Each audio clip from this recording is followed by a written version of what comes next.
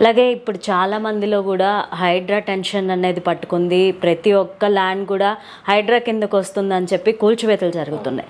And మీ ల్యాండ్స్కి అలాంటి భయం ఏం లేదంటారా? నేను కస్టమర్స్ చెప్పేది ఒకటే అండి. సో హైడ్రా అనేది హెచ్ఎండిఏ పరిధిలో వస్తుంది. హెచ్ఎండిఏ మాస్టర్ ప్లాన్ ఏదైతే ఉందో, మీకు హెచ్ఎండిఏ వెబ్సైట్ ఏదైతే ఉందో అందులో మీకు ఈ మాస్టర్ ప్లాన్ కనిపిస్తుంది. ఈ మాస్టర్ ప్లాన్లో చెరువులు ఎక్కడున్నాయి ఏంటి అనేసి మనకి కనిపిస్తాయి అన్నమాట. కాబట్టి నేనేమంటాను అంటే, ఇప్పుడు మాస్టర్ ప్లాన్లో చెరువులు ఉన్నాయనుకోండి, ఇప్పుడు విలేజ్ ఉంది, విలేజ్ ప్లాన్ ఒకటి ఉంటుంది. కొనే ముందు ఏం చేయాలి కస్టమరు? హెచ్ఎండిఏ పరిధిలోకి ఒక చెరువు ఉందా, మనం తీసుకునే ల్యాండ్ పక్కన ఏదైనా చెరువు ఉందా అనేసి మీకు ఎలా తెలుస్తుంది అంటే, హెచ్ఎండిఏ ఏదైతే మీకు వెబ్సైట్ ఉందో ఆ వెబ్సైట్లో మీరు లేఅవుట్ ప్లాన్ ఉంటుంది అనమాట, మాస్టర్ ప్లాన్ అనేది హెచ్ఎండిఏ ప్లాన్. సో అందులోకి వెళ్తే మీకు ఆటోమేటిక్గా ఎక్కడ మీకు చెరువు ఎక్కడ ఉంది ఏంటి అని తెలుస్తుంది.